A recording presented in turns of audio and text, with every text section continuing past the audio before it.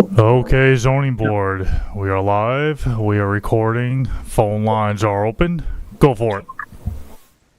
Thank you, and good evening, everybody. Welcome to the Town of East Hampton Zoning Board of Appeals meeting for June 25th, 2024. We have a scheduled public hearing this evening. I'll start right off and read it into the record. The applicant is Eileen Devlin at 60 South Forest Street in Montauk, Suffolk, tax map number 300-28-8-32.1. The size and location is 45,727 square feet, total 36,501 square feet, upland area at 60 South Forest Street, Country Club Estates at Montauk, Section 2, filed August 15th, 1968. Map number 5152 in Montauk. The description is to demolish an existing 1,872 square foot residence and construct a 3,270 square foot two-story residence with a 556 square foot attached garage, 490 square foot of decking and porches, 400 square foot of terrace, 100 square foot of pergola, 360 square feet swimming pool, and 200 square foot pool patio, 196 square foot pool house, an IA system, and to allow clearing on a property containing a freshwater wetland. A natural resources special permit pursuant to 255-420 is a relief sought, and the zoning district is B residence, zone X flood zone, and the secret class is type 2. Council, do we have a proper affidavit of service and posting?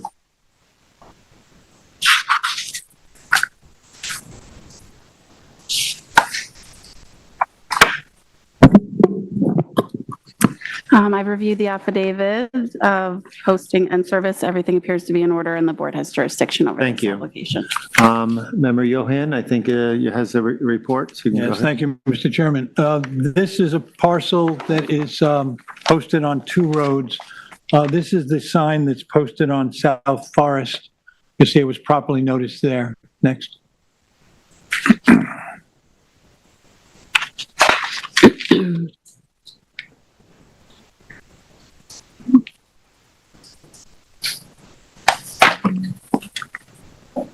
Next. Yeah, that's okay.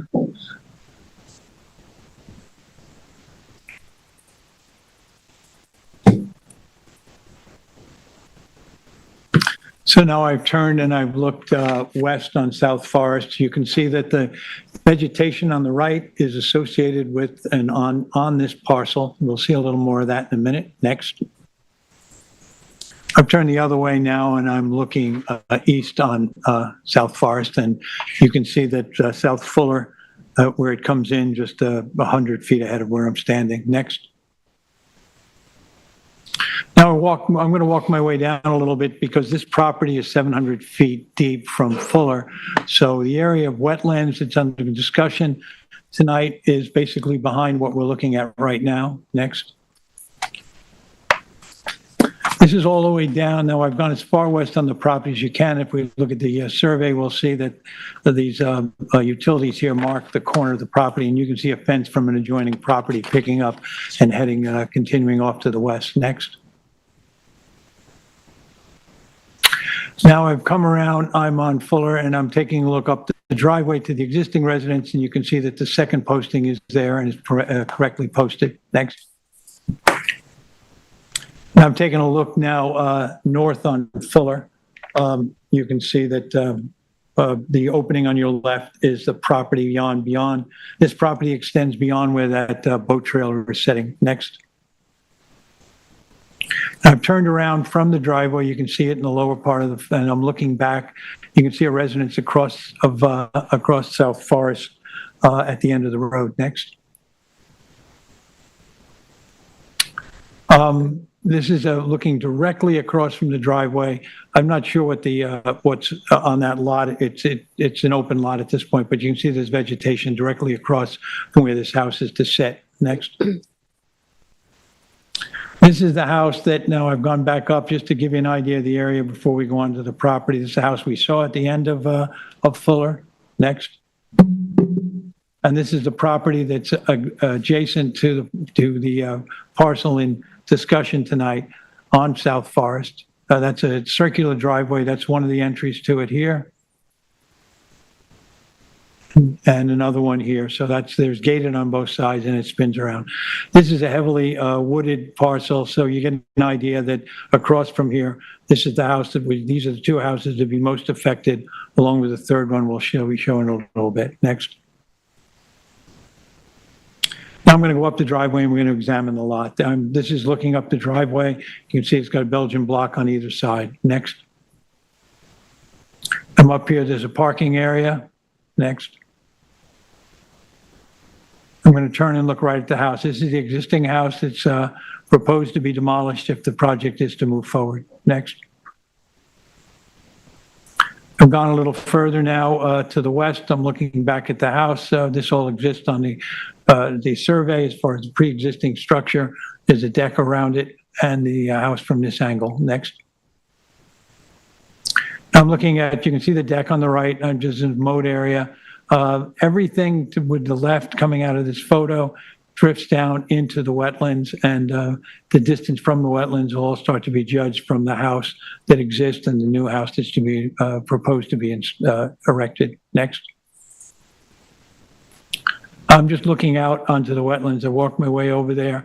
As I said, this property is 700 feet deep, so 400 feet from where I'm standing, 400 or 500 feet, the property continues. So all of that in there is the area that we're primarily concerned for protecting as wetlands. Next.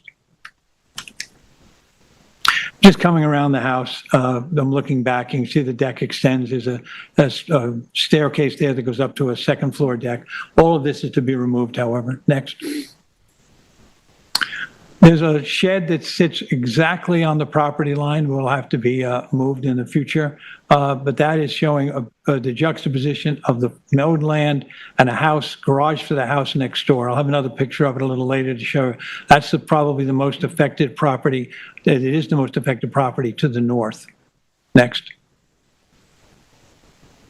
And that's me just walking up and getting a good look. You can see the house beyond to your right and the garage right close up. So that's the house that's immediately to the north of the parcel. Next. Looking at it from the other side, I've just walked around, just to give you an idea of the project. This is going to all be removed. Next. Then back again, heading back out. And I want to go out and just give an idea where the proposed project is to take place. This house here, we'll get into it a little bit in the discussion, but the proposal is to remove the structure and then move it eastward further from the wetlands. Next. Now when I'm out here, the reason I took this photo, I'm out on the road. When we're done, from the paved road to the face of the building will only be about 35 feet. So if I go to the base, that's an apple tree in front of me. If we go to the base of the apple tree, that's pretty much the face of where the proposed project will take place. Next. Again, just another look there. I got a little closer to give you an idea. I'm about at the face of the building. About. Next. Then I walked my way down. This is as far north. I'm looking, the vegetation on the right is delineates the parcel one in question and the house immediately to the north. Next, please. Just looking back again, just to give you an idea of what we're talking about. This is the area where the construction will be taking place back along that wood line. Next. And this is the house directly to the north. To give you an idea, size of the house in the neighborhood, size of the project there, and what that house, how it's juxtaposed to the whole project. Next. That may be it. Oh no, that one's not. Again, looking at the garage, that's the garage we can see. Next. Not necessary, but again, just looking back at the property. Next. That's it. Thank you, Beth. Thank you, Brian. Thank you, Ed. Andy, come on up. Good evening, Mr. Chairman and members of the board. Richard A. Hammer. I'm here tonight representing Shauna Devlin and her husband, Grant. Her mother, Eileen Devlin, is listed as the owner of the property. Eileen and her late husband, Rob. Robbie Devlin were true fixtures in the Montauk community. This property was purchased and used for seasonal staff housing as well as family use. Shauna is planning on residing in the property full-time with her family. That appears to be growing before our eyes. I'm sure her father is smiling on us tonight. I was Also pleased to report I posted this property because Katie, I was closer to Montauk. And normally when I post properties, it's pretty much a hard ringer. I thought we were going to have a hurricane. Almost every time I post something, I have to check it 5 times. But this time the weather was perfectly fine. The property directly to the north, that's Rita Bonicelli and Rudy. They submitted a letter in support of it. She's another local attorney that some of you might know. As Ed mentioned, the property is actually a double lot. It's over an acre in size. It's improved with a fairly substantial residence. It's about 1,900 square feet.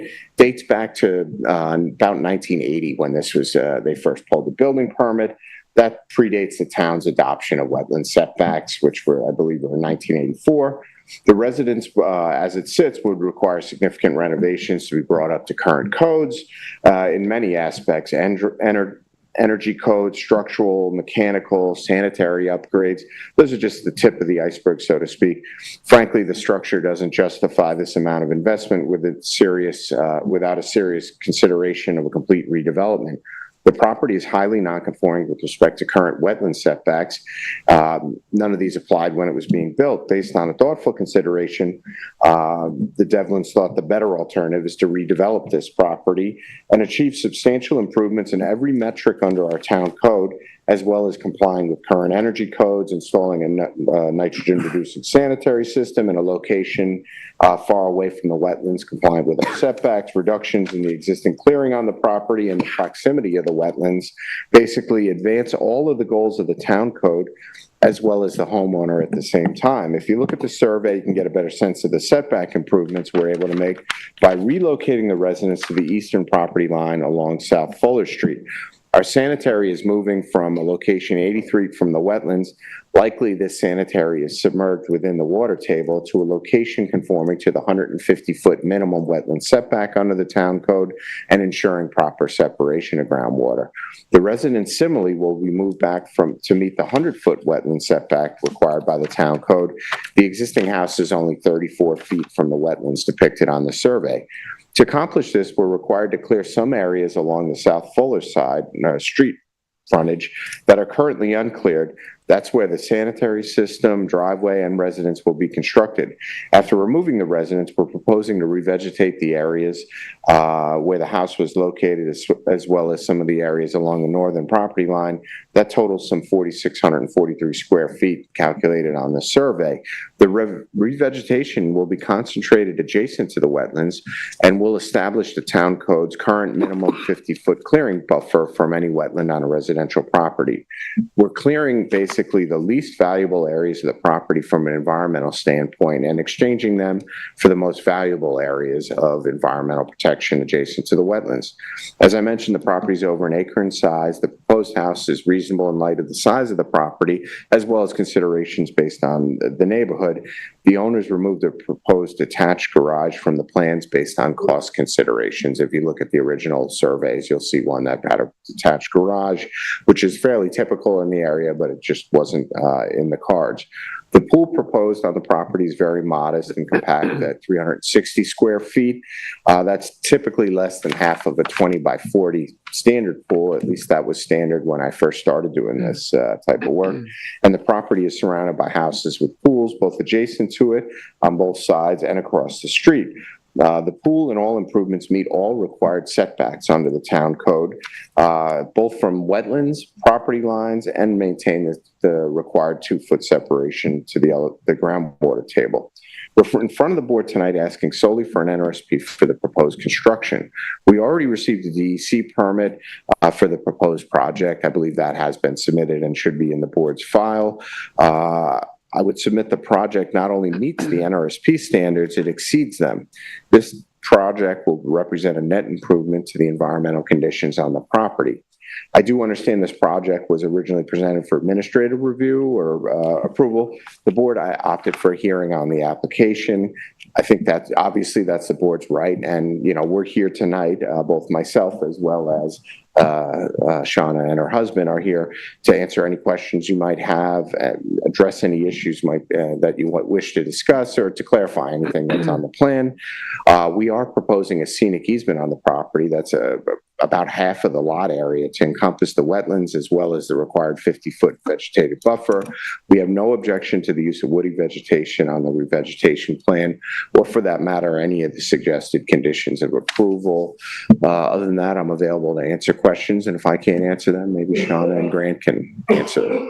Anybody have any questions? No. Andy, you went through it a bit, but can you just, I want to confirm where this 4,643 square feet of clearing is. So if I heard you correctly, is all, If you look at the survey, yes, Yeah, you'll see the area directly where the house is being re-vegged up to the 50-foot required buffer. sorry, I was talking about the clearing, not the re-veg. Oh, So- okay, the clearing on the South Fuller side. Yeah, I just want to confirm the 4,643 square feet of, I'm sorry, that's right, I'm reading the wrong number, excuse me. The 7,626 square feet of clearing that you'll be doing for the construction and such. Is that all happening on the South Fuller side? Or I is think the there, I'm majority looking of at it this, is, if you follow the clearing line around on the survey, let me, right, you will see that the clearing line kind of hugs it. There's also access areas that need to be cleared. It's not just to accommodate the structure or the leaching pools, it's also to actually so but on, access the site to demolish it, Mhm. remove it, and to construct the new residence. because I didn't know I couldn't tell I only could estimate where the right of way was when I was on the property. Remember Johan's pictures showed a lot of mature, dense vegetation along South Forest Street. So I see a clearing line here. I'm just trying to get a sense of how much of that, if at all, is coming out. Well, I think most of, remember Johan's photos were showing down towards the wetland. None of that is going to be disturbed at all. That I can clarify instantly. Let me just see if I can access. I'm thinking about the eastern half of the property line at South Forest. Yeah. The eastern half, the rear of that is where the sanitary is actually being proposed. So I would assume that there would have to be clearance to get in there and to excavate necessary. These things, typically installing a new sanitary system in Montauk actually requires you to excavate down to clear material, sand, so you can have a hydrostatic connection. So you do need to have typically a crane available to do that type of installation work. So I would think that they would be coming in through that area of the property. But to your point, there is an area there that we could wrap the uncleared or revegetation line up along the South Fuller Street, if that's what the board is asking for. I'm not making any suggestions at all. I'm just trying to make sure I can figure out the 7,626 of clearing and where it's going. Yeah, and I have a related question about that because we had a new survey that came in June 5th, 2024, dated May 30th, 2024. Right. And the garage on the South Forest side has been removed from the project. That is correct. So but it's still included in the clearing that Member Meering was referencing. So would you be willing to revegetate that area after? Or leave it uncleared as necessary. Well, you were yes. kind of saying you couldn't do that because Maybe of to the tighten septic. maybe to tighten the building envelope. Yeah, I think we could tighten the building envelope to, just as long as we can get access to construct the sanitary and install the sanitary. But yes, that area largely was for the construction of the garage that's no longer proposed. Truthfully, I would think the owners would probably want to maintain that vegetative screen along that side of the property as much as possible anyway. Yes. It screens them from the road, essentially. Okay, so that would either reduce the clearing or increase the revegetation. That's correct. I think it would reduce the clearing Reduce the and clearing. possibly both at the end of the day. One of the factors, though, the only one that jumped out at me, because I think there are improvements here for the environment moving further away from the wetlands, is that along South Fuller, basically for the entire length of the property will now be cleared. Now, I had those photos that showed that where the boat was is a cleared area already, but the house will go basically on that vegetation line, I guess, that we saw. So that apple tree running through, right? That amount of vegetation will disappear because that's exactly where the house is going to go. So anything that's on South Fuller that we're looking at, when we look at that tree line, will be removed. Now, the compensation, I guess, is moving away from the wetlands, but it is a factor because this house is getting a little allowance to be closer than it, maybe ordinarily would be because we're benefiting the wetlands. Yes. But that is something that can be discussed a little bit about what is the eventual look of this house looking at South Fuller, because it will be rather long and rather close to the road. That's it. It's a long, narrow house to design to fit within that building envelope. The one thing I would say is it's a different philosophy. The house that was there now has no aspect. You can't see it from the road. It wasn't built to have an aspect. Yeah. By complying with the wetland setback, we're creating a different, in some respects, streetscape for this property or for this residence. It's kind of a necessary element and kind of what the architecture was designed. If you look at the plans, I think it's aesthetically beautiful, and it will be a welcome addition to the streetscape. But yes, you are going to have a different presence on the property because of the wetland regulations. Any other questions? Not From right now. Brian? Yeah. Thank you. Thank you. Brian?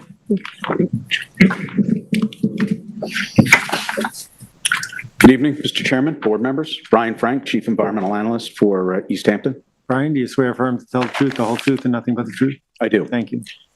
So this property is located south of Fairview Avenue in a part of Country Club Estates that we affectionately refer to as the South F Streets. All the roads start with south, even though there's not necessarily a northern counterpart to any of them. And they all start with the letter F after the word south. It's an interesting area.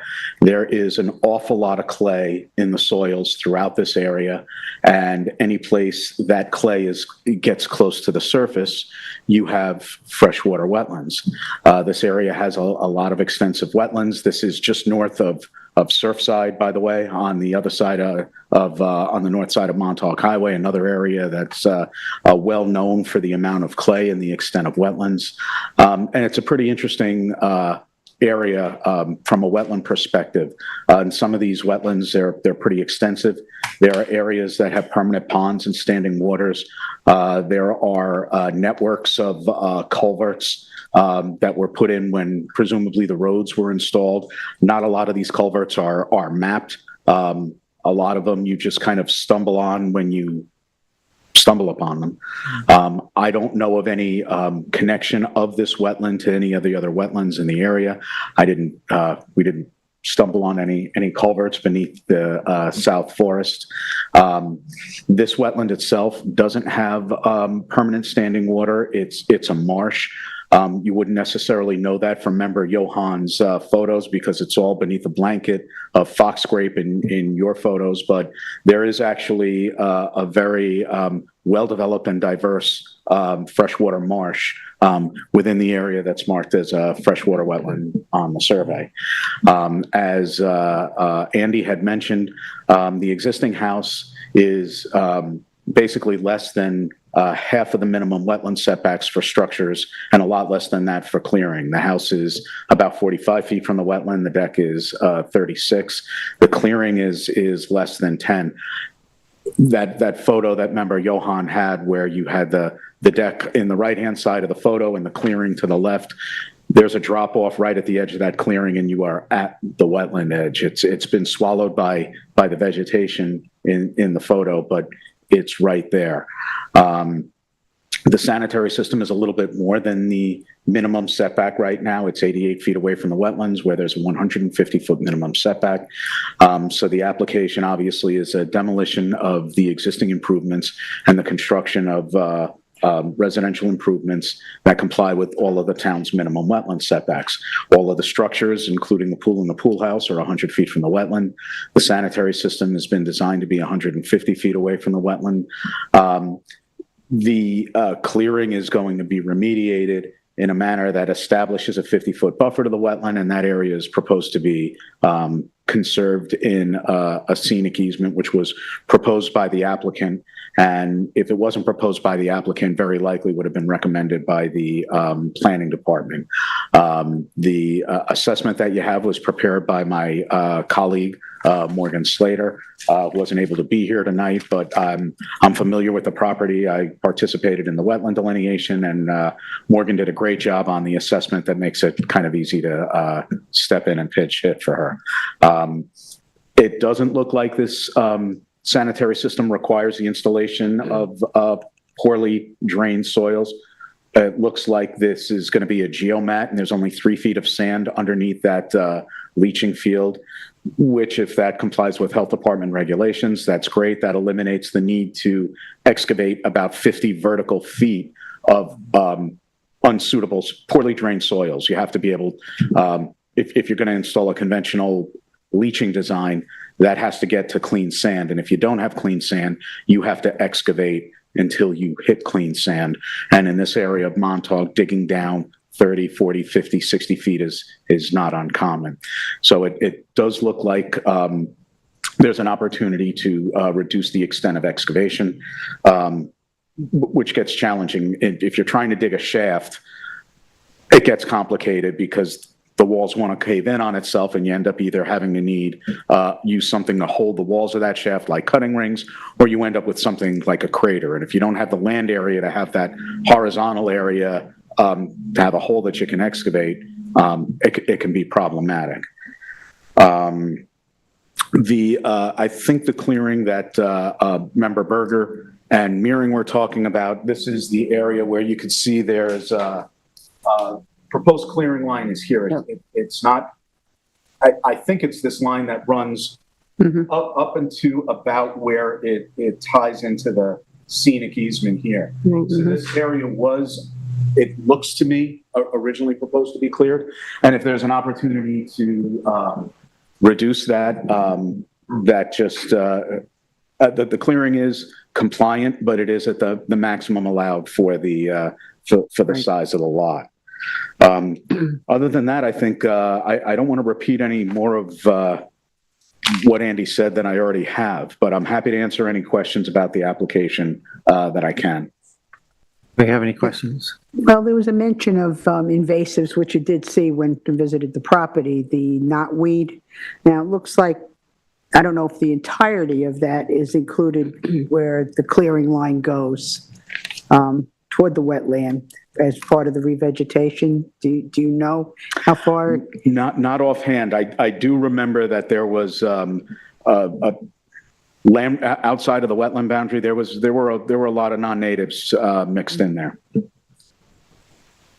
It's definitely a disturbed area, or had been in the past. Maybe the applicant could talk about that. I don't know if all that will go with the clearing that's designated on here, and designated for revegetation. That's part of it. Okay.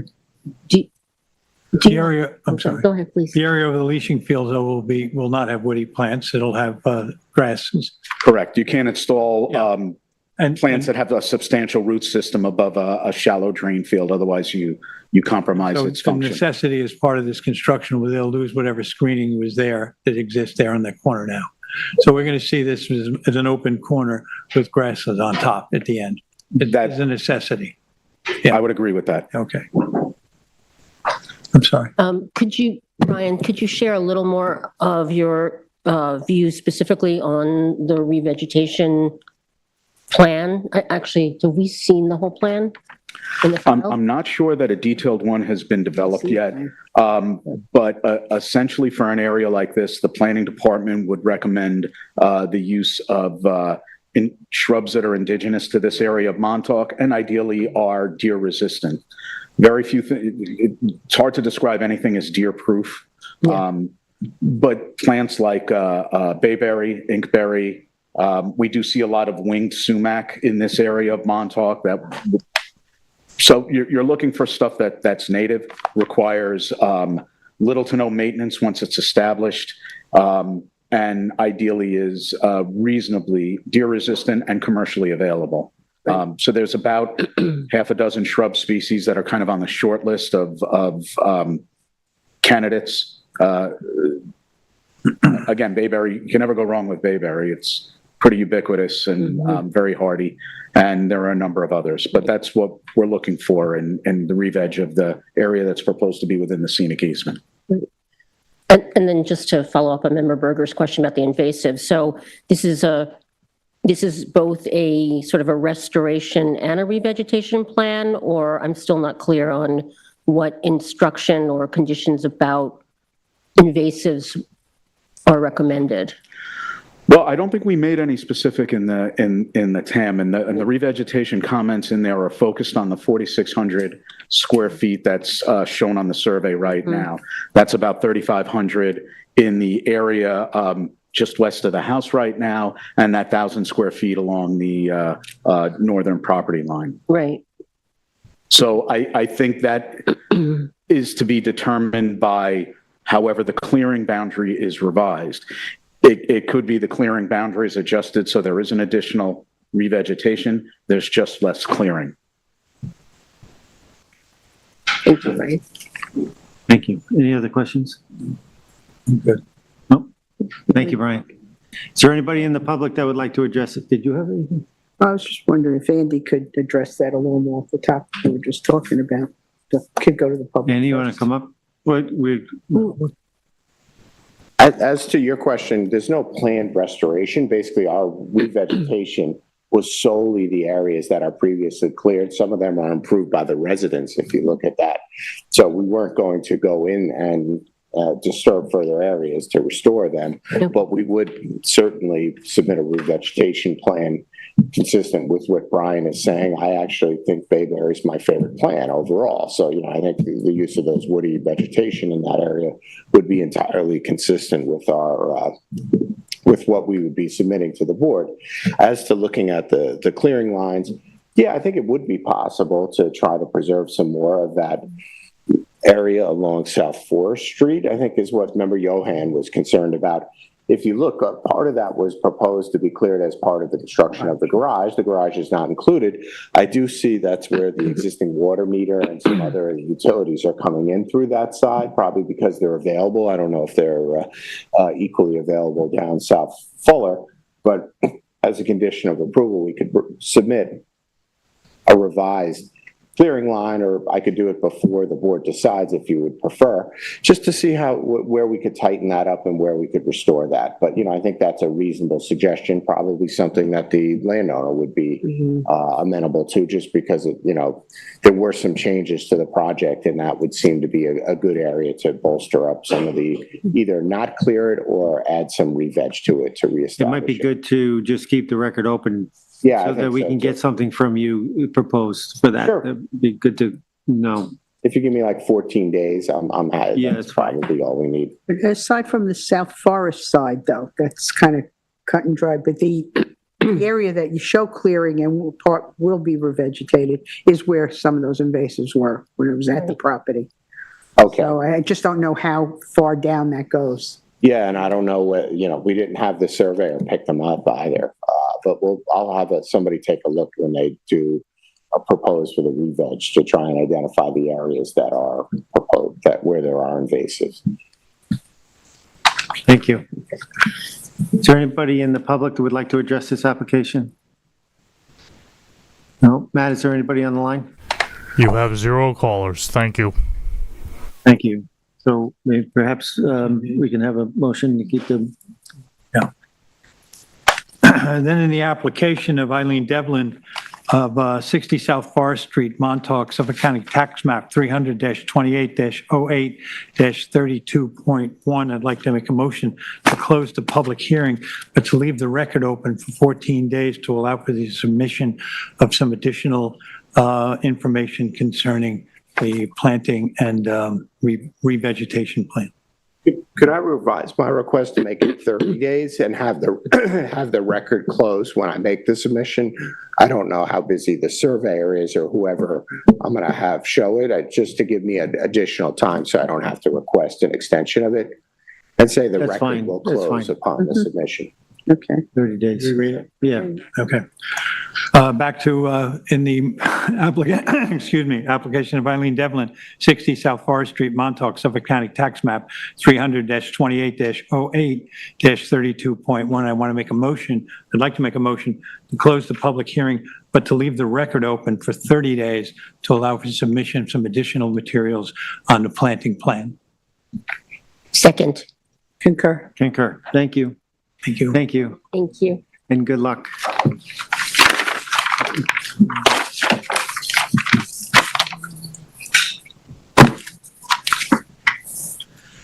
All right, our next application is 117 BVA LLC, 117 Bayview Avenue, in Amagansett, Suffolk Tax Map number 300-84-1-3.1.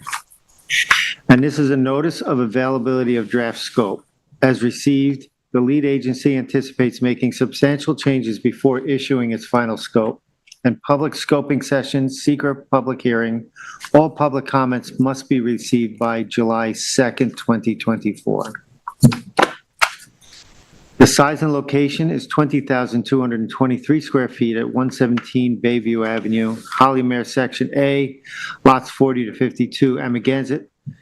And the description is to demolish an existing 1- and 2-story residence and sanitary system and construct a 1,885 square foot 2-story residence with approximately 1,172 square feet of decking, 1,216 square foot of pavers and sanitary systems and driveway, and to construct roughly 108 linear feet of rock revetment erosion control structure on a parcel of land containing tidal and freshwater wetlands, beaches, and surface waters. The relief sought is a natural resources special permit pursuant to 255-420 and variances from 255-385 coastal erosion overlay district regulations, 255-440 minimum wetland setbacks, 255-1172 pyramid setbacks, 255-1110 table 3 of the town code, and any other relief necessary. The following 8 variances are also required in this application. A variance is required to construct a coastal erosion structure where the construction of a new erosion control structure is prohibited. 2 and 3 variances of 70.6 feet and 82.1 feet are required to construct the residence and decking 29.4 feet and 17.9 feet respectively from wetlands where a 100-foot setback is required. Or a 96-foot variance is required to install sanitary systems 54 feet from wetlands where a 150-foot setback is required. 5 and 6 variances of 6 foot and 1.75 feet are required to allow the residents to exceed the relative height pyramid limitation from the western and southern lot lines respectively. 7, a 3.5-foot variance is required to allow the residents to extend at 28.5 above natural grade as defined by the applicant where 25 is the maximum permitted for a flat roof structure. 8, an estimated 1-foot variance is required to allow the deck to be constructed 14 feet from the western rear yard lot line where 15-foot setback is required. And 98-foot variance is required to construct a PVC retaining wall as close to as 2 foot from wetlands where a 100-foot setback is required. The meeting is to consider public comments on the applicant's 5/22/24 draft scope of the draft environmental impact statement required by the positive declaration issued for the above project issued by the ZBA on 5/2/24. All comments must be received by 7/2/24. Zoning district is A residence, AE flood zone, elevation 10, and the secret class is type 2. And for those of the public, as you know, we have the zoning board has identified itself as lead agency. We have received a draft environmental impact statement from the applicant dated 5/22/24. And we have also received recommendations to that environmental impact statement from the planning department. Tonight's agenda is to discuss the scoping session for the final draft. We are going to limit all comments and public comments as well to the impact statement and the draft tonight. In other words, if there's things that were discussed in the past or whatever, that's not part of tonight's hearing. Tonight's hearing is strictly related to the environmental impact statement. With that, I'm going to ask Brian to come forward and kind of lay out the thing. And Council, Brian, you let me know what your desire is as well. Yeah, if I could, because we have a similar viewpoint that maybe as we receive that, hearing from the planning department, hearing from any members of the public, and then we would like to. Thank you. Sorry, I don't want to interrupt, but I did also review, they did have to notice and post this Okay. and comply with 14 days SECRA requirements, and the affidavit is in order, and they posted it properly and noticed it, so we can proceed. Thank you. You're welcome. Brian. Hello again, Mr. Chairman. I guess I'm still sworn in from our Yes, prior testimony.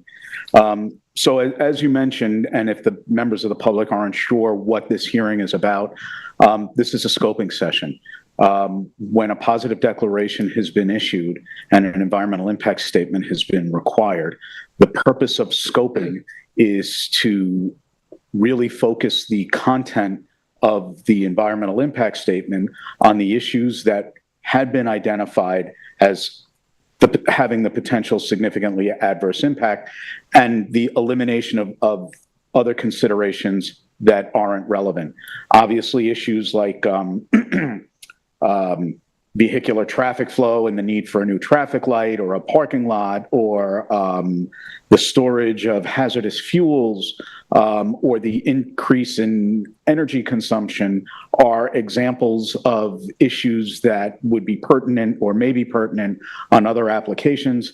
They were not really not at all a focus of the application at 117 BVA LLC at 117 Bayview Avenue, and therefore those are examples of issues that wouldn't be covered in an impact statement. But impact statements can be and should be very broad and encompassing on the issues that are pertinent, and scoping is an important tool to get it focused in the direction and on the issues you want. And it's really an opportunity, especially for the applicant, to submit a scope that, if you're concerned about cost and time of preparation of an impact statement, a thoughtful and detailed draft scope is a good way to start the impact statement process. As you mentioned, Mr. Chairman, you have the applicant had submitted a draft scope on May 22nd.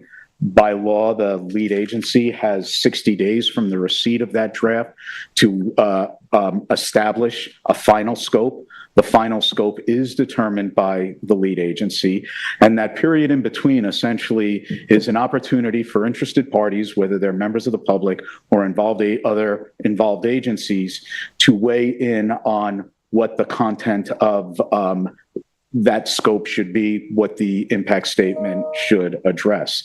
The planning department did submit a memorandum with recommendations for inclusion into the zoning board's final scope on June 21st. I could walk through that now. If you would like me to yield the floor to another person who would like to speak, yeah, I'm happy to do that. I'm going to ask you what's your pleasure, if you will. I mean, we have your document before us. Well, We have the. I guess I'm here and nobody's jumping up and down, so I'll just go if that's okay with you. I would start by reminding the board and the applicant that the action is more than just the rock revetment, that the entire project is an unlisted action pursuant to SECRA. And that's why the project description includes the residential improvements as well. This is not just the rock revetment, but it includes the proposed residence, sanitary system, and the retaining walls that have been proposed around the property. And that was noted in the memorandum. I'm not going to walk through every detail here. We have had a lot of discussion about this application. We've had 2 hearings, maybe 3, depending on how you count them, probably about 4 hours worth of testimony here. So I don't think any of the information that the planning department submitted to the zoning board for consideration would consist of new information. It wasn't anything that wasn't in the EAF that was adopted by the zoning board or in comments that were made at any of the prior hearings. I'm happy as we go through this, and I plan to go through it briefly unless you stop me and ask questions. But if you have questions, I'm happy to answer them. For example, it's not here, but also in terms of the layout of the document, it's best to prepare the scope in the same format as the way the impact statement would be formatted. If you or any interested member of the public wants to know more about scoping or the content of an environmental impact statement, that is spelled out in detail. It's not very technical language. It's pretty common language in the secret regulations. 617.8 is specifically focused on scoping. 617.9 addresses the contents of an environmental impact statement. I think formatting the scope in the same format as the impact statement should be submitted is a good way to kind of make sure the information you're looking for is going to be in a spot that's intuitively where you would look for it. And I hope that makes sense. Part of the history in the layout of an impact statement is a description of the action. And if you take a look at the content of the impact statement and the purpose of scoping, some of the considerations are what items need to be in the body, what items might be better in an appendix. And it's not in the planning department's recommendations, but as you're talking about the history of the property and the history of the permits, if there were going to be a submission of the permits issued and their expiration dates or prior zoning board determinations, that might be an example of something that better fits in an appendix rather than in the body of the impact statement. A lot of the information is pretty basic in terms of location. I was a little surprised that it wasn't included in the scope because we have a lot of that information right now. The location, the school district, the Suffolk County tax map number, the flood zones, the overlay districts, the size of the property. It is important to note that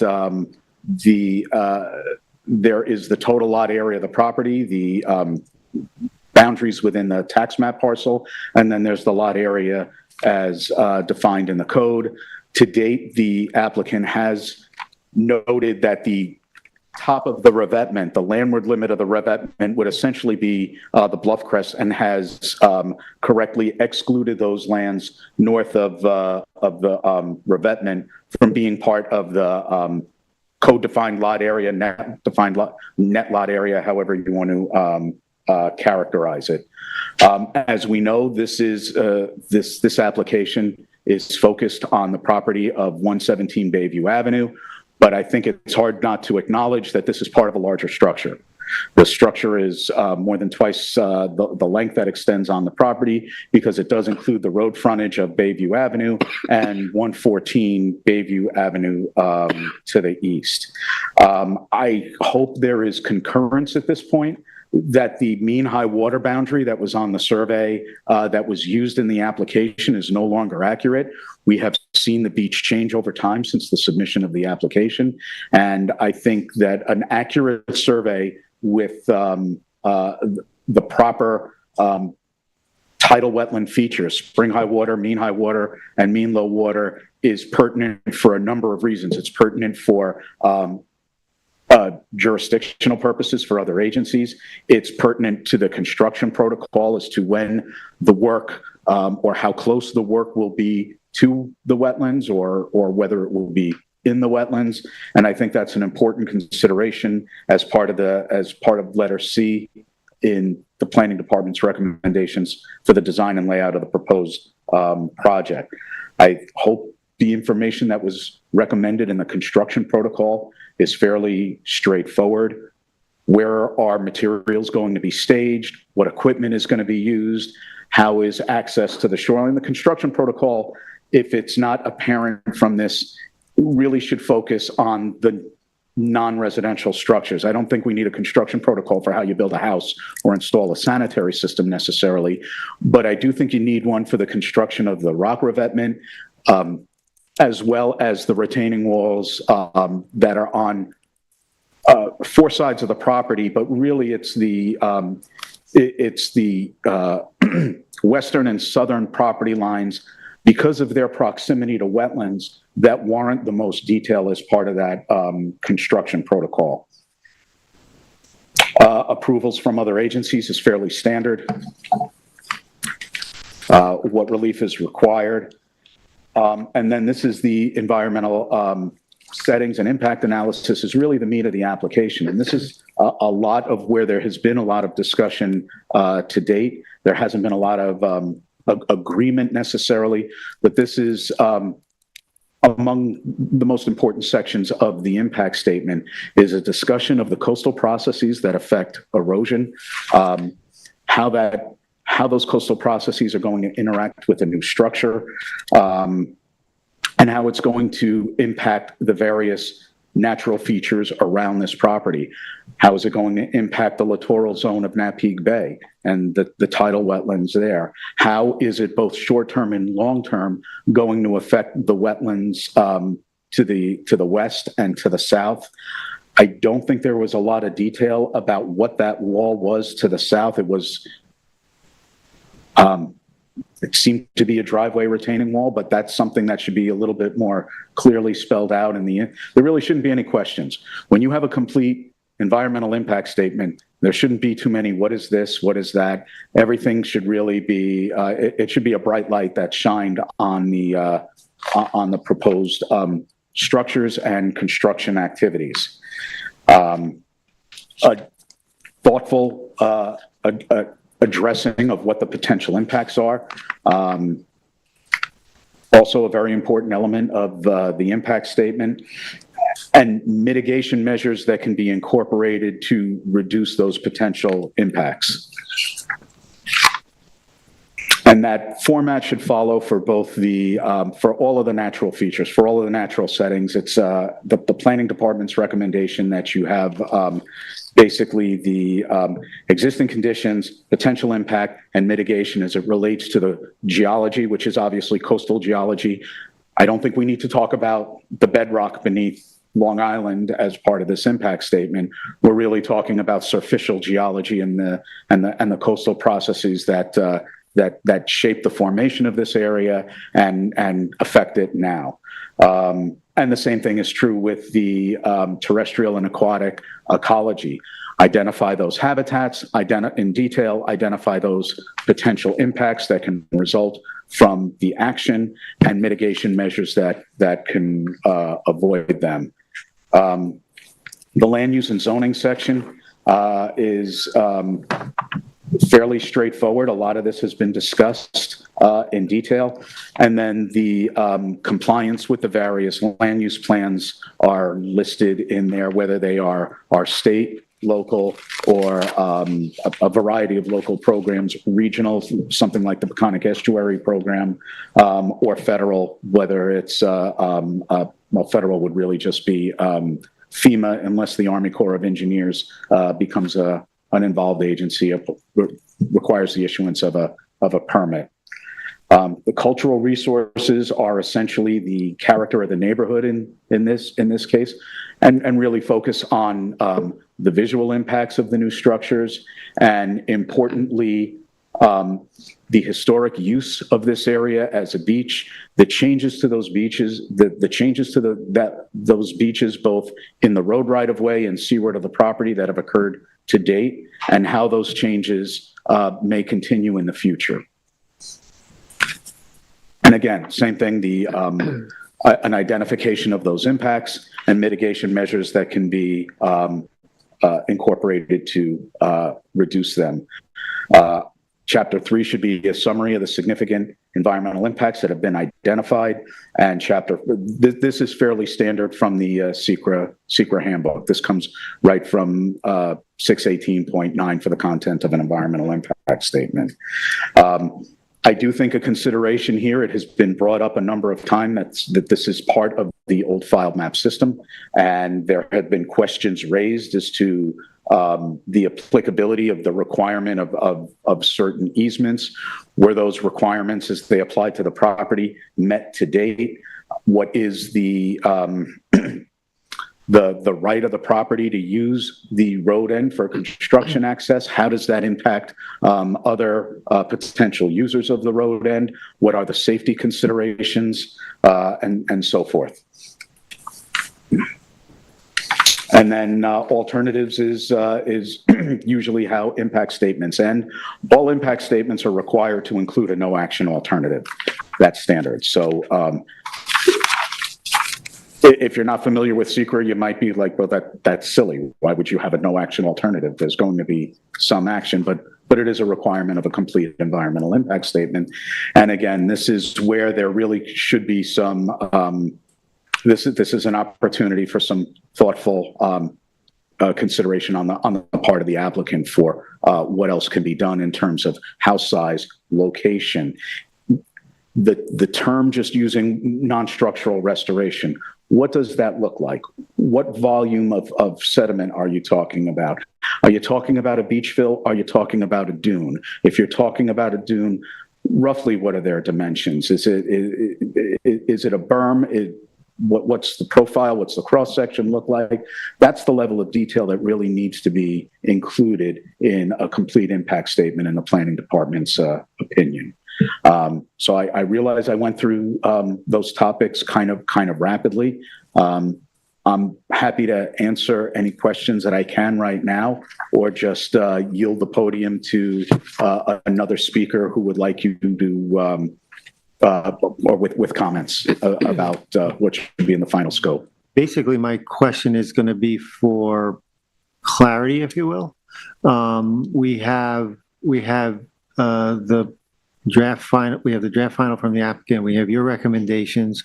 We have a letter from Eric Bragman, June 24th, 2024, which I'm sure he might speak to this evening. We're going to have public comment. I know we have a statement from the New York State Parks Department wanting to be an involved agency due to the potential severe environmental impacts. And for clarity, I think that we're doing the final scope. It's our job to wrap this all together into a final scope. So to look at that. Is that exactly? The final scope of this impact statement will be issued by the lead agency, that's you, and will be an aggregate of every pertinent comment that you receive from the applicant and from every interested parties. We haven't received any, State Parks has let it be known that they are an interested party. We haven't received those comments yet. I think this is a good time to kind of remind anybody that's considering submitting a comment that the deadline for that is next Tuesday, July 2nd. And the zoning board needs to meet that 60-day timeline from the receipt of the draft, needs to adopt its final scope by, I believe it's July 16th. The following week is 61 days from receipt of the draft, and that's one day later than the time allows. If the final scope is not established within 60 days by the lead agency, by default, the draft scope becomes the scope for the impact statement. Okay. Anybody got any questions on that behalf for Brian? Good. Thank you, Brian. We'll open it up now to public comment. Is there anybody in the public that would like to address this application?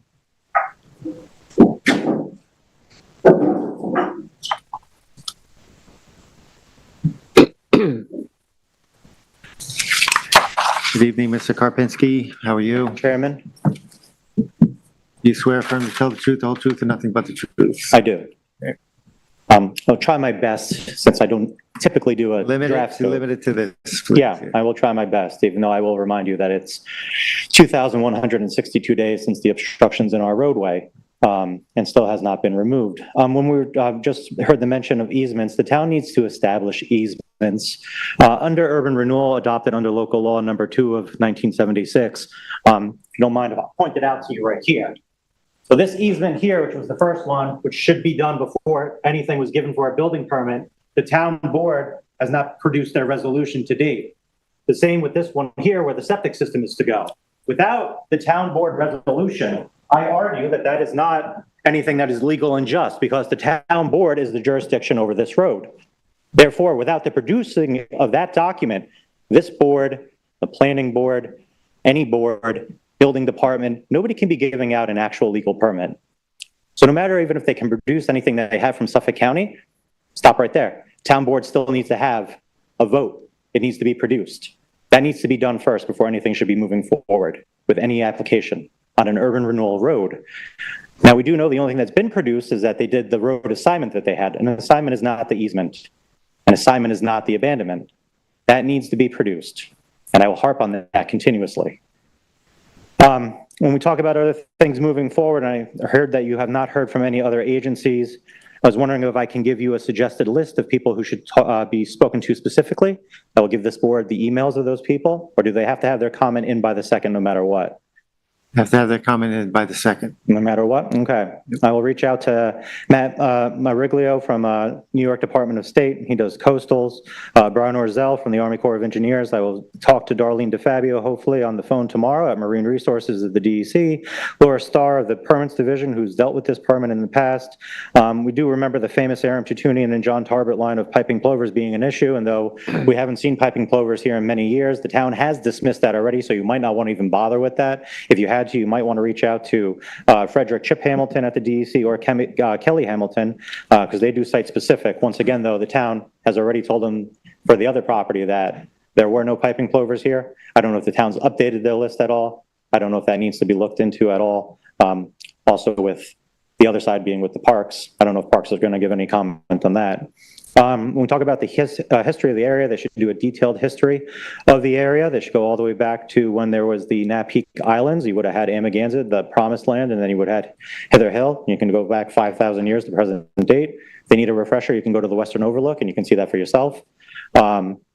I would like to know about any insurances that are going to be coming with this property: liability insurance, casualty insurance, catastrophic insurance, site remediation bonds before, during, and after construction. If anyone would ever have an event in the future or during construction, the public can be on both sides of this road, as well as the homeowners of Bayview Avenue. Slip, traversing the land, waves knock into anyone. Water makes things wet. The emergency access is still blocked at the end of the road. That being said, what about all the equipment that they're going to have? Any of the equipment that they're going to have, they can't block the road at all. Everything has to be on that property. Every worker has to be on that property. Nobody can be parked in that roadway at all. They're willing to do that or not. I don't know where they're going to be able to put anybody when they take down that home. Sarcastically, I would say under New York state law and federal law, when you lose 40% of a home on a coastal region, typically you'd say by natural disaster, but the natural disaster could be somebody's own will to take it down. You're not supposed to rebuild in that area ever again. That being said, when we look at everything that we have, who's going to pass all the stuff on their plans that they already have? They're saying that they're revegetating inside that 30-foot roadway. They didn't go in front of the planning board. Who decided for them? We didn't decide for them. And once again, an urban renewal road, if 2 or more homeowners are against it, all over town, doesn't just have to be that road, nothing should happen. You've already had a multitude of homeowners that came to you already. You have a bunch here tonight. So those are some of the things that I think you need to look into. I've tried my best to do this, and I'll remind you once again, they were told over 5 years, 2 months, and 4 days ago to open up this road immediately. So that being said, if I think of anything else, I'll write you guys in. Any comment for any additional things that I've forgotten tonight? Thank you for your time. Thank you. Anybody else?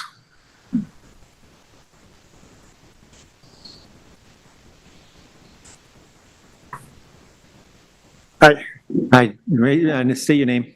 Steve Odesser. Steve, do you swear or affirm to tell the truth, the whole truth, and nothing but the truth? Yes, I do. I live at 70 Bayview Avenue on the same road as this property. Just two quick things. One, to the extent Joe's previous comment of a minute ago that in this type of situation, if two people are against it, then it can't be done. As well as Joe, am against it. So for the record, that could be the second.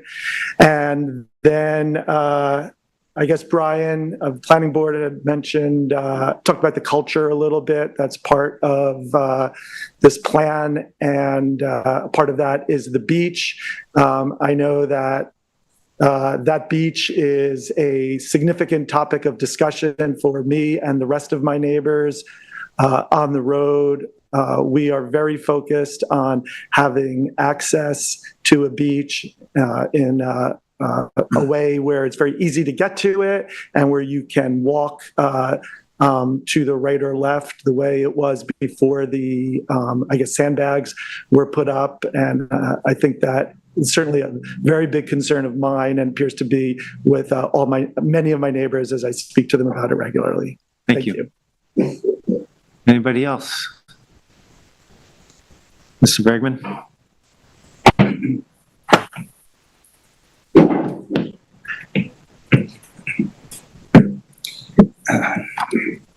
I was not going to say anything, but I wanted to correct it. It's Bregman, not Bragman. I said Bregman.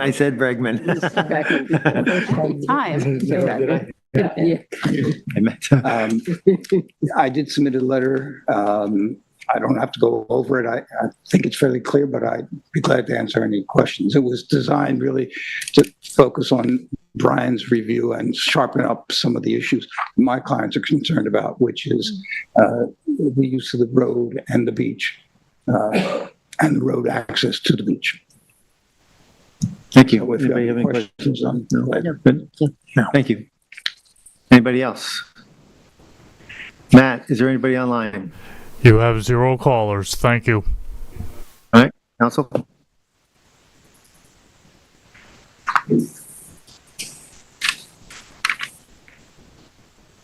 Okay, we'll probably be pretty quick here too, Mr. Chairman.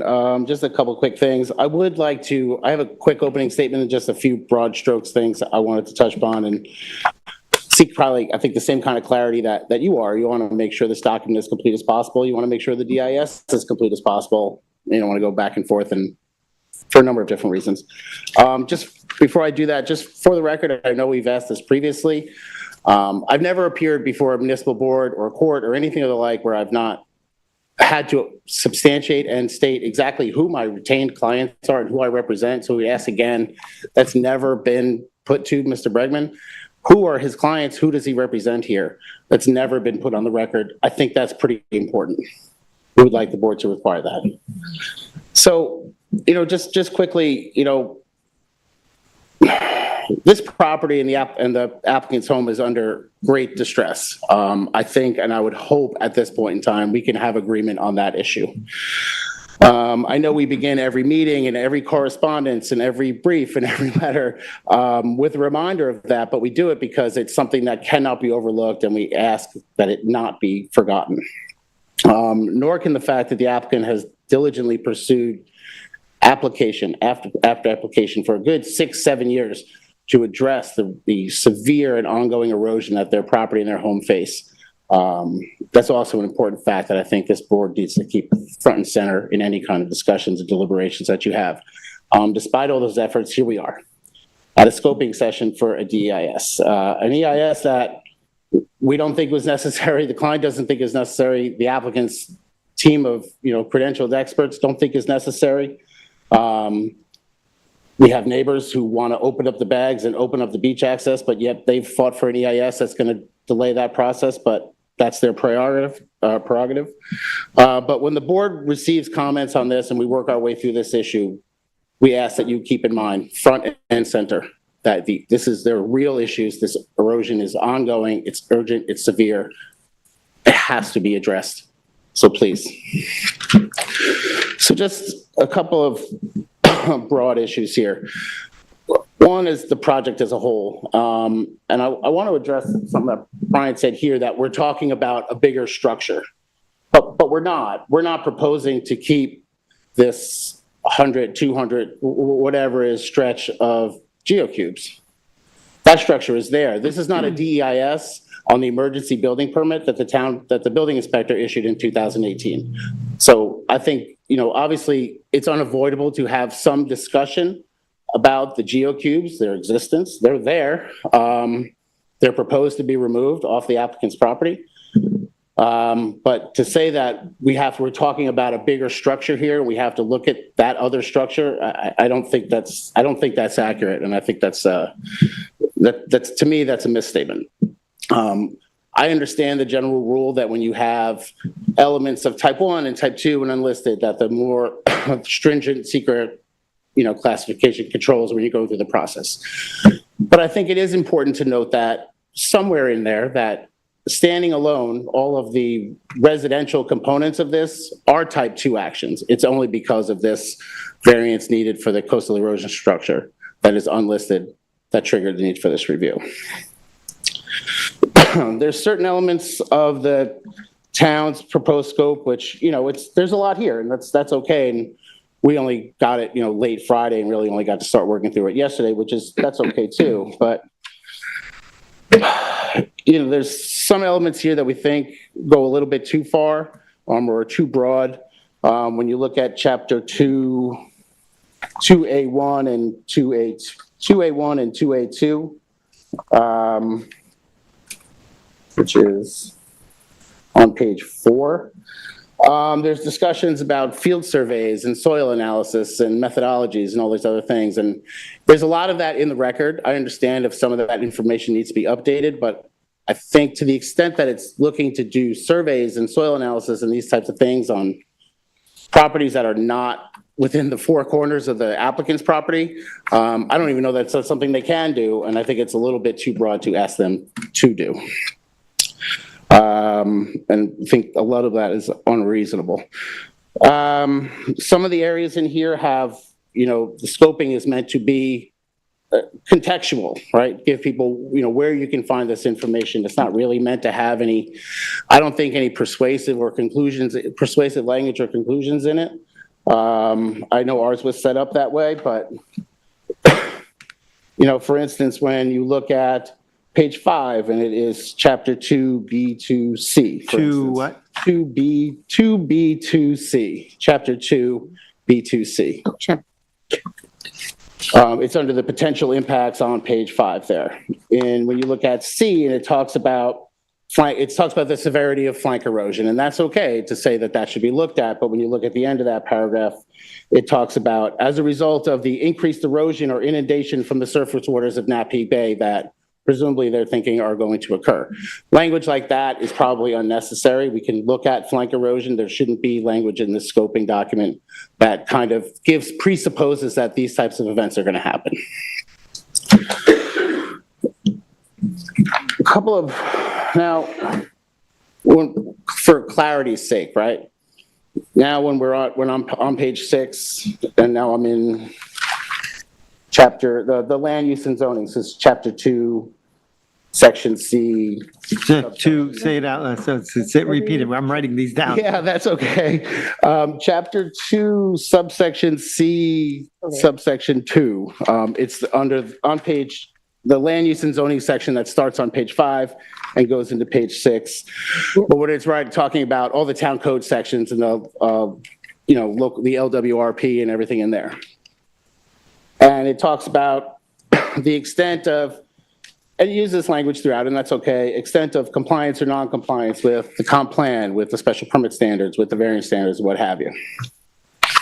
For clarity's sake, I'm trying to get an understanding of what the planning department means should go in there, because we have our view, right, that we meet all these standards. So in effect, it is compliant. Is the expectation that we said that the applicant saying we meet these special permit standards, for instance, but somebody else, the planning department, didn't think we did? So I have that question about exactly what kind of information they're looking for in there, or is it just the applicant's narrative that's in the record and we can repeat it, but I want to make sure that we put as much information there that the department is actually looking for and appropriately to put in there.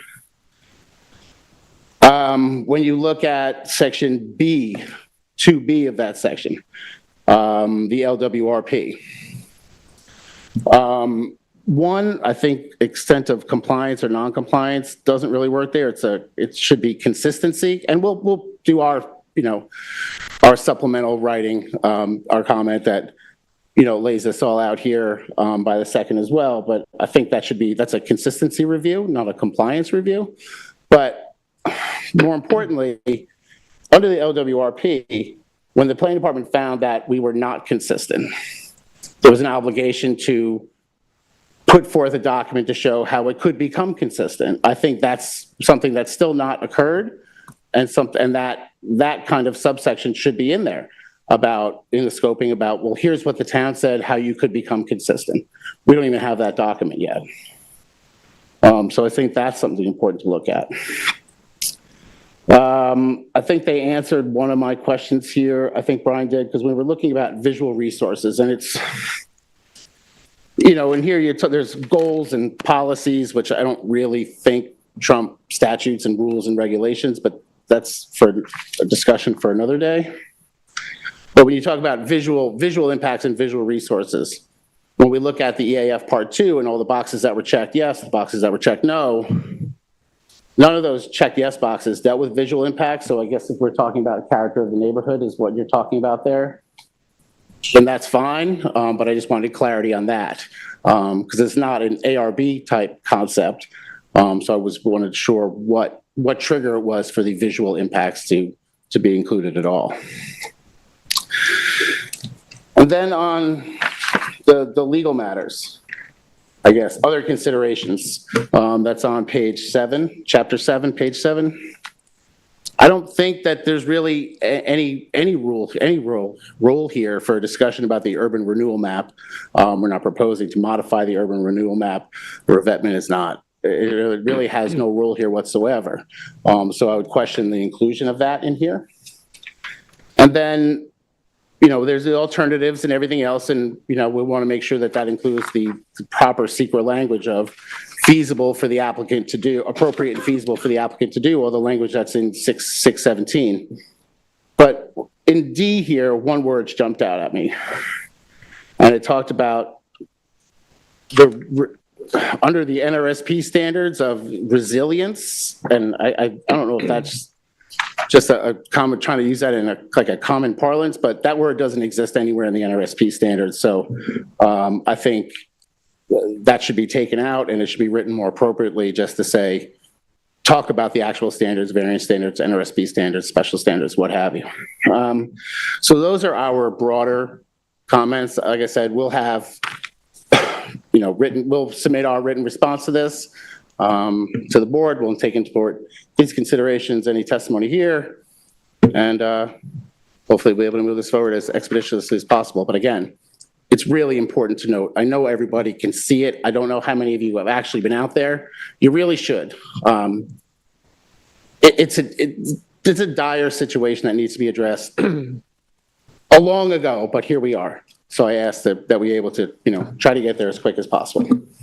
Thank you. Thank you. Brian?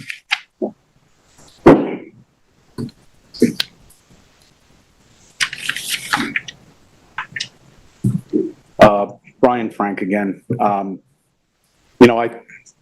all due respect, I think Brian Matthews took more time scrutinizing my submission than he spent preparing his own. There's a very light level of detail for an application that has 4 hours of hearing testimony, reports from his own experts, public comment from the neighbors, an adopted EAF. So picking apart whether it's compliance or non-compliance or consistency, maybe if Brian had put a little bit more detail in the draft, we would have used something like that as a launching point. Comments about another attorney's client is silly. That's not going in the impact statement. I could understand why Brian Matthews wants that, but I respectfully want to remind the board what this application, why we're here tonight. A positive declaration has been issued pursuant to SECRA. An environmental impact statement is required, and the purpose of tonight's meeting is to have a thoughtful and intelligent discussion of what the content of that impact statement should focus on. It's not to take cheap shots at the public, the neighbors, the planning department, why this word was used, why that statute wasn't cited. Respectfully, that's a distraction and a waste of time and energy. Talking about there is over 100 feet of sandbags that are going to may remain at 114 Bayview Avenue. How are you going to do an assessment of coastal processes without addressing the fact that, sure, 117 has said they're going to remove the sandbags from their property. We don't know what's happening to the rest of the structure. We haven't heard anything from 114 Bayview Avenue. How do you not acknowledge that that structure exists and is a relevant factor to the coastal processes out there? So some of these distractions, again, for lack of if I was a wordsmith like the attorneys, I might have a better thought than just kind of, well, anyway, I won't say anything. But there is a bigger structure out there, even if the sandbags revetment is removed in its entirety from 117 Bayview Avenue. The soil analysis, I'm not sure how Brian is reading that. We know that this area was a filled wetland. I think we all agree on that. What is the role of the fact that these houses were built in what was a natural hole 40 years ago, 50 years ago?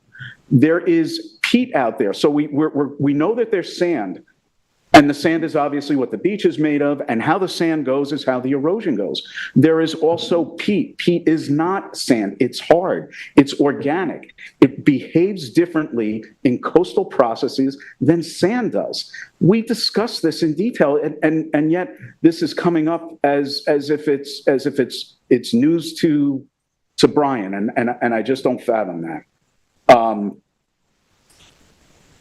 If Brian believes that there's going to be no flanking erosion as a result of the revetment, then he should say so in the impact statement, as opposed to criticizing the planning department for the suggestion for the potential of scour or flanking erosion. I just think that's odd. And in terms of the urban renewal map, that is part of the community character. If there are easements that were required to be filed on this property that is pertinent information to the property. If there is a and I don't know if there is a road widening easement that was required, but if there was a road widening easement that was required, that could affect the location of the retaining wall and the location of the sanitary system where it was proposed. We raised that in the draft EAF. We raised it, or I raised it at the hearing. And if, with all due respect to Brian, if he had answered it yes or no, black and white, submitted something in writing, maybe it wouldn't be in the content of the recommended scope. So again, this is about what the impact statement should contain, not a soapbox for what's been happening on the property or anything else. And I'm sorry, but I just need to remind the board that, and respectfully remind you that you are the adjudicators of what's going to be in the final scope. If Brian had additional comments to submit, the sooner the better. It would have been great if he submitted it before then. It'd be great if he does it well in advance of July 2nd. The longer that the board has to consider comments from any of the involved or interested parties, the better it is for the impact statement process. And with that's all I have. Brian, can you just expound on the visual impact that you referred to? Well, the planning department believes, and I think the zoning board agreed, that there are potential for visual impacts, both from the surface waters of Gardner's Bay and from Bayview Avenue. There are areas where the retaining wall is more than 7 feet above grade. And in those places where the wall is significantly above grade, there is both the potential for visual impacts from the rock revetment from the surface waters of Gardner Bay or the beach, if there is going to be one, as well as from the town-owned open space and the state parkland to the west. Again, the planning department is going to remind the applicant respectfully that if there is going to be a wall that extends 7 feet above grade, you really can't have that without some type of safety fencing. And again, that is another structure that should have been included as part of the application. And they should have caught that and quite frankly incorporated that into the design, into the application prior to the first public hearing. Thank you. You good? Yes. Thank you, Brian. Joe, I'm going to give you 30 seconds. Fine, I want to repeat this statement.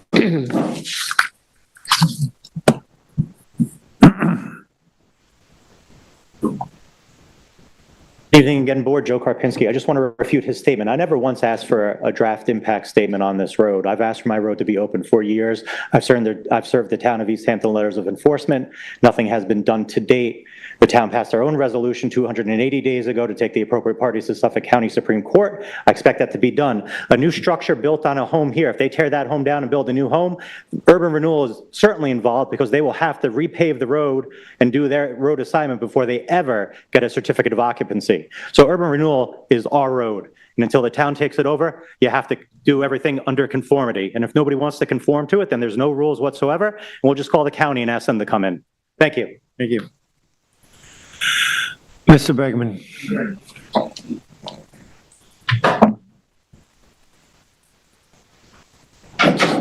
Wanted to emphasize that what we're talking about is the scope of the EIS, not the ultimate substance of it. So, for example, there's going to be, whether there's compliance with the plans or not, that's part of the scope, like the LWRP, et cetera. Now, what it says, it may be one way or the other, but if it says it's compliant, which is what the applicant says, and if the staff thinks differently, they'll say what they say. But there's comment period. There's a draft, and then there's a comment period. So the substance of those things is not now what the result should be. It's saying this is what the EIS should be talking about. And if people disagree with that, they can come in and comment on it. That's how the process works. And then there's a final that incorporates those comments. Thank you. One more time, Brian.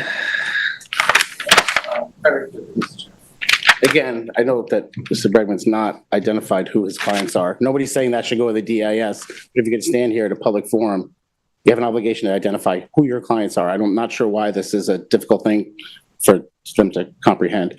I'm not really sure. I'm kind of taken aback by Brian's reaction here. At no point did I take pot shots at the planning department. I critiqued some of the language and some of the contents of the scope. That's what we're here to do. That's what everybody keeps saying. And that's exactly what I did. So I'm not going to go through them one by one, because one by one, they really don't merit a response. But collectively, that should have been noted. There is one thing that I did want to point out here, because it is something that's in the scope here, and it's a substantive conclusion here, and it's the discussion about filled wetlands, and apparently the wetland was filled, and then there's a number of conclusions that they've tried to address throughout that flow from that.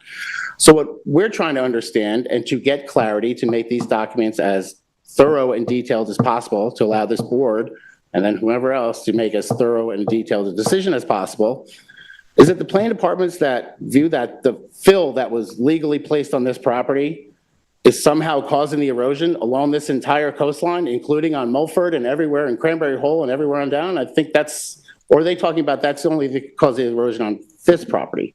I think that's an important thing to know. Thank you. Thank you. All right, I think that concludes this scoping session this evening. At this moment, we're going to ask for a motion to close the hearing, but where the record is going to remain open until July 2nd for additional public comment. After that, the record will be closed, and we will have our final scoping session at that time. What's that? Matt, is there anybody on the phone? You have 0 callers. Thank you. All right, so if I can have a motion from someone, oh, that would be you, Jane, I think. And technically but I'll do Okay, it. you want to, yes. I don't I'll have make a motion. Where's he? Oh, here he is. Okay. So I'm going to close the hearing, but we're going to leave the record open until July 2nd. That's correct. Okay, and I'd like to make a motion in reference to 117 BVA LLC at 117 Bayview Avenue, Amagansett, Suffolk County Tax Map 300-84-1-3.1 to close the hearing on the scoping session of the DIS this evening, but to leave the record open until July 2nd. Second. Concur. Concur. Thank you, everyone.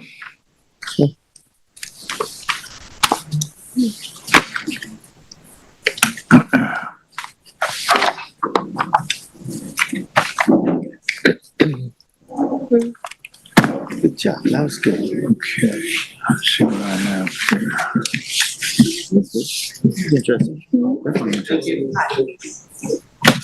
It's Kevin McAllister. Who's he been with? Was he here? Let's see. Oh, he wasn't here. All right. At this point, we had 3 scheduled decisions to make this evening. Our vice chair is out this evening, and we are requesting that these decisions will be made at our next meeting, which will be in 2 weeks, right? At our work session. July 9th, right? So, and July Right. 9th is the work session. July 9th, that's correct. So we won't be making those decisions this evening.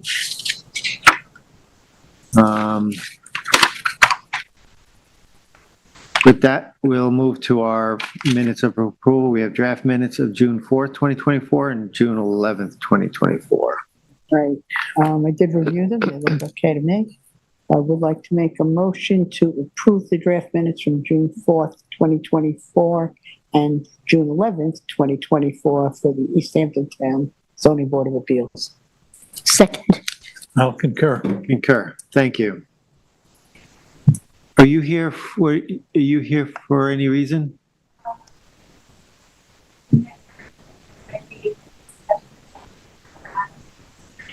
Yeah, we're going to postpone that till our next meeting. We have a member that's not here. She has a family matter emergency this evening. So we would like a 5-member board to discuss these. 3 Miller Avenue? Oh, 3 Miller? What's 3 Miller tonight? Who's 3 Miller? I don't think there's anything for tonight. Right, fine. That was decided already, right? Yeah. Oh, we decided fine. We decided that already. She has to be sworn in. But if the record was closed on that, so we can't be addressing anything at this point. So once the record is closed, the board then goes into making a decision, and we decided that case. I missed what she said.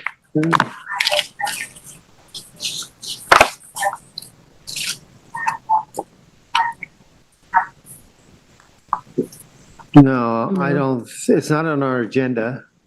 We already made a decision on that as a resolution already. I can tell you that if there was a question raised by her attorney, John Tarbett, but it would be more of an executive session or really just he raised a question about a typo in the determination. That's one aspect of it, which I'm comfortable discussing with the board.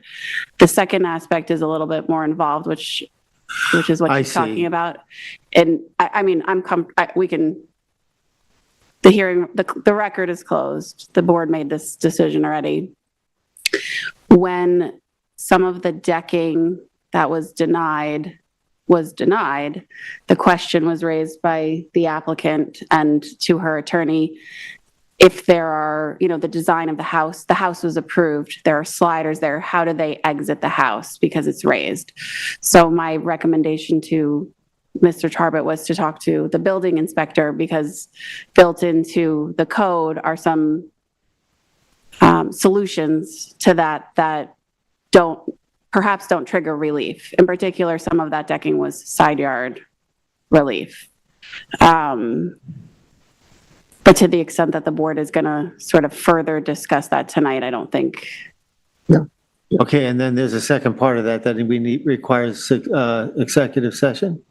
Well, if you recall, when we adopted the determination, Jane and I went back a little bit. She alerted me to some changes that needed to be made. And then that was one of the more challenging determinations to write based on how the board came out on each aspect of the application. In the small section where it says relief granted and the work approved, and then the relief that was denied and the work that was denied, I was clear based on reviewing that reviewing the discussion that the decking, that referred to the decking on the south with the pool, but this question of the roof deck, which is not specifically called out because it didn't need its own relief, it's attached to the house, but it still said the word roof in front of decking where it was denied in the determination, which I think is a typo. But because of this additional question of sort of an added layer, I'm still working on how to get this resolved. We can edit the typo, and I'm sure that the board is comfortable with with editing that typo out. But and then there's a question of if the applicant is satisfied with whatever the building inspector says is okay, as far as one little stoop of a walkout, whatever that is. But part of the relief that they needed was not just side yard dimensional, it was wetland setback. So that's just a question that I don't know what the building inspector is saying yet, if that also requires relief, in which case I think I need to go back and look at the discussion and see if what they're looking for also satisfies it. Okay, But it's not, all right. it maybe is partially my fault for not telling John Tarbett specifically that the board was not discussing this tonight. No, But I that's don't think okay. that So that we was- weren't aware that there was an issue. Okay, so, but I'll let you know, based on what council has just informed us, that town is working on a resolution for you. So I don't think that's resolved at this point. We're waiting on a decision from the building inspector. And at some point, I think it'll probably come back to us. Would it need a modification or something like that? Right. Well, that's sort of, Resolution. I don't know if what the building inspector has said is sort of allowed as of right, as the bare minimum, sort of like exit from your property. Well, I mean, What they want. if time is of the essence for the applicant, let's assume something, right? So if time is of the essence, we have a resolution with a typo, we can fix the typo. Yeah.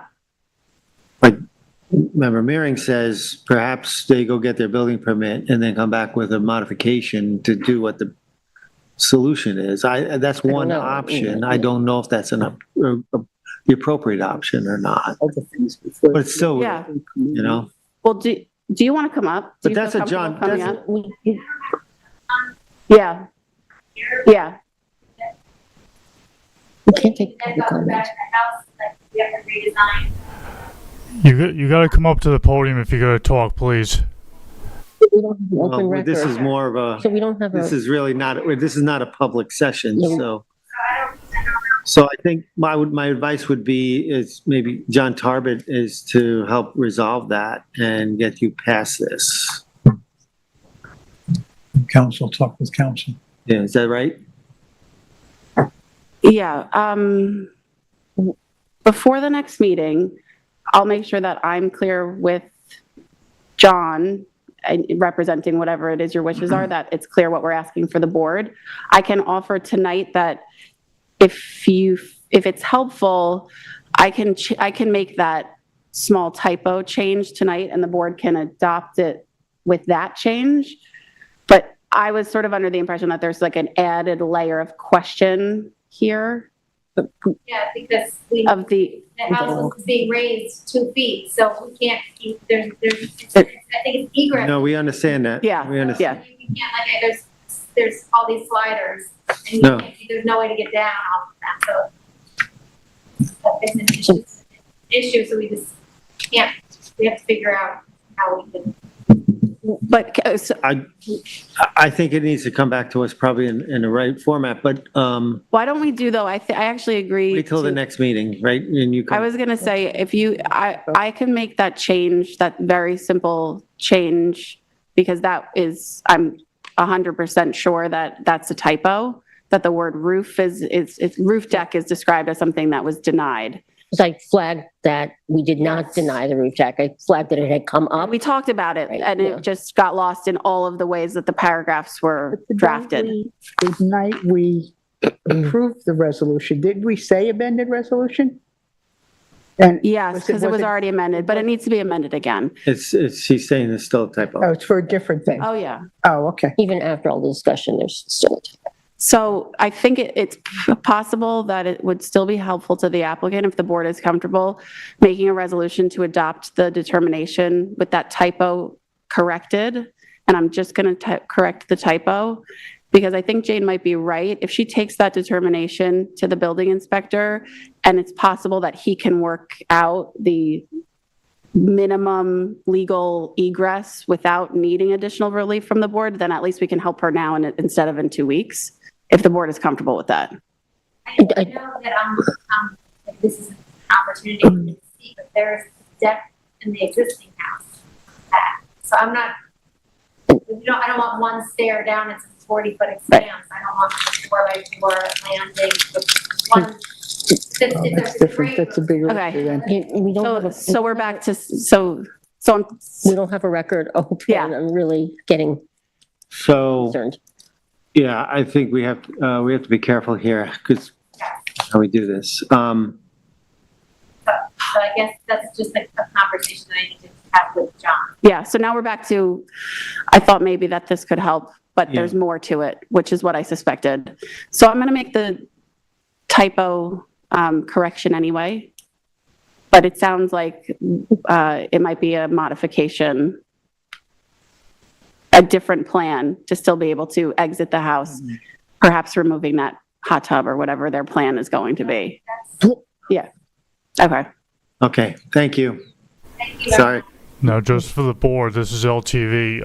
I didn't get anything of what the audience member was just saying, just for the That was record. okay. That's okay. Thank you. Oh, it's, no.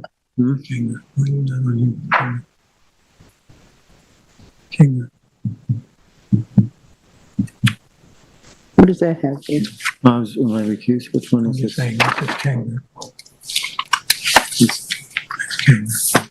This is who? Kanger, from Narragansett. Were you recused? I don't know. No. So that's, All right, we'll bring that up.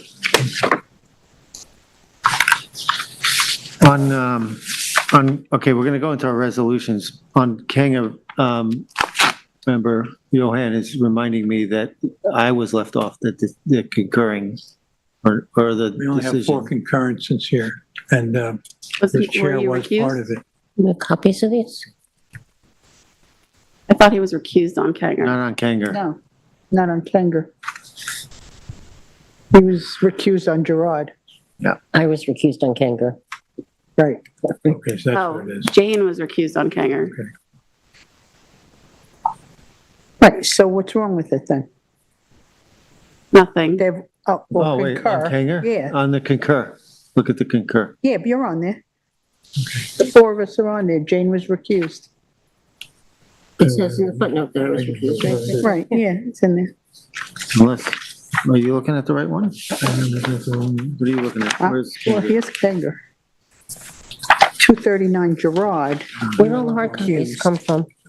and That's it fine. says Oh, it. he was looking at the wrong one. I've got the wrong one open, sorry. Okay, Fine, all good. okay, we're good. All right, so we're going to go move on to resolutions now. Thank you. We have Anna Kanger at 60 Osprey Road in Somebody Amagansett, plopped it up for me. Suffolk tax map number 300-131-7-3. Can I have a motion to accept? Oh, they were attached to something. Guys, can we have a motion to, Sorry, make a mo- I Okay, missed go that. I'm ahead. sorry. I was looking for my, I'm sorry. No description, just make the motion. Yeah. Okay, good. Then in the matter of Anna Kenga at 60 Osprey Road, Amagansett, Suffolk County Tax Map 300-131-07-03, I'd like to make a motion to accept the determination as written. Second.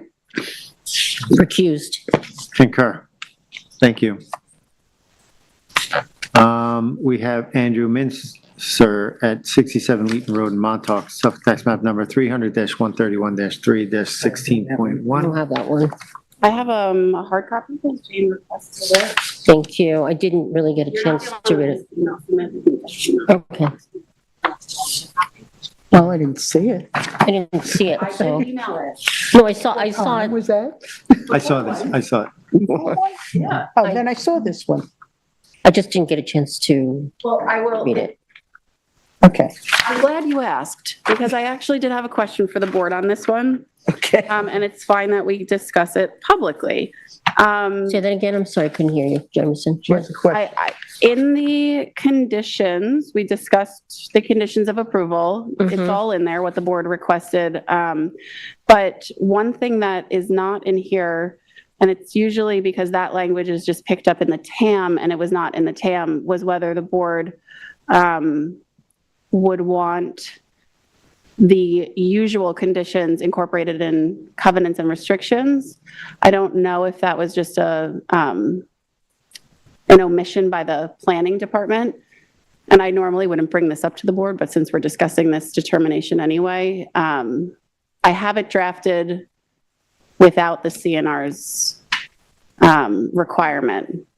But because the board usually requires it, I would propose that I amend this to add the CNR requirement, if the board is okay with that.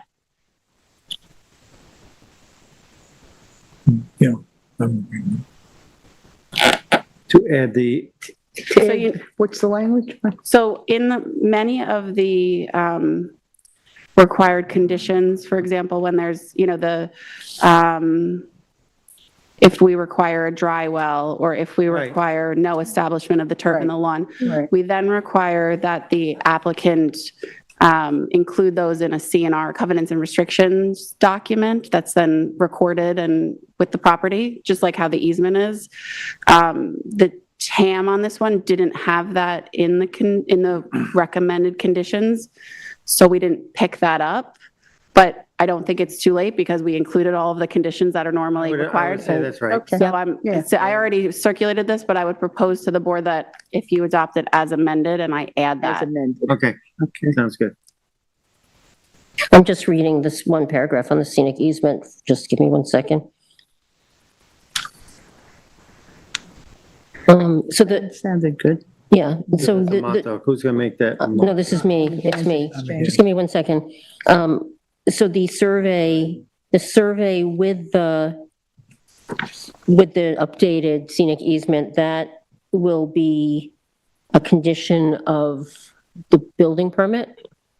Yes. Okay. Yes. Okay. So the reason and that's a good question, if the board recalls, there was a proposed scenic easement on the approved survey, but that the board required that additional easement area. So I still referenced the easement established on the location depicted on the approved survey, but then encompassing the additional area of the backyard absent the 10-foot setback from the house. And then they still have to get that on an updated survey, submit it with the scenic easement language. They submit it to Samantha, we review it before they get a building permit. Okay. Okay, so in the matter of the application of Andrew Mincer, Suffolk County Tax Map 300-131-03-16.1, what was the address? Leeton? 67 Leeton. 67 Leeton in Amagansett. I have read the determination and make a motion to adopt as written. As amended. Amended. Oh, I'm going to add that CNR paragraph. I'm sorry. I make a motion, excuse me, make a motion to adopt as amended. I'll second that. Thank you. Sure, I concur. Thank you. We have 239 Gerard Drive LLC, at 239 Gerard Drive in Springs, Suffolk Tax Map number 300-42-2-12. Sorry, I want to just tell the board this too. Denise sent an email, the whole board was copied on it, that there was a typo in that. That's already been changed and recirculated. It was the 257 versus 223 square feet. It is correct. Okay. So as long as there were no other changes, it could be adopted as drafted. As, Okay, I can make that. Oh, no, I can't. I'm recused. you're recused. Okay, I'll make it. Oh, you Go could ahead. make it, I don't care. In the application of 239 Gerard LLC, tax map 300-42-02-12. This is for the carport with the elevated deck. I make a motion to approve the determination as written. I'll second it. Concur. Thank you. I recused. Lynn, we have then two from Lynn Eichner, 39 Fairview Avenue, Montauk, Suffolk tax map number 300-19-8-14.1. We have 55 Fairview Avenue, Montauk, Suffolk tax map number 300-19-8-15 and 16. And these were modifications. Mhm. Those yours too, right? Yeah. Okay, so these were both to install some AC units within NRSP jurisdiction and 30 feet from the front property line. They're different numbers, so should I do them separately? Yeah, you can do them separate. You can Okay. do them separate. So for Lynn Eichner at, here's my address, 39 Fairview Avenue in Montauk, tax map 300-19-8-14.1. Make a motion to approve the modification as written. This one is for the AC units and 100 feet from the wetland and 30 feet, 100 feet from the wetland, 30 feet from the front property line. I'll second it. Concur. Concur. Okay, the other one is for Lynn Eichner at 49 and 55 Fairview Avenue in Montauk, tax map 300-19-8-15 and 16. I make a motion to approve this modification to install the AC units within 90 feet from the wetland boundary and 30 feet from the front property line. I'll second that. Concur. Concur. Thank you. I didn't hear Samantha didn't hear a motion to accept the draft minutes for June 11th. Did you say that? What? Yeah. The second one? Yes, we did. Both of it. The 4th and the 11th? Yeah, Yeah. you made both. Why did We you made see them. some? We did that. Okay. Why, did you see something? No. Samantha texted me that she didn't hear the 11th, the motion for the 11th. Oh, yeah, we did. She doesn't have a microphone, so I'm the mouthpiece. That's it. Who wants to make a motion? Now, I'd like to make a motion to adjourn the East Hampton Town Zoning Board of Appeals public hearing for June 25th, 2024 at 8:22 PM. Second. Concur. And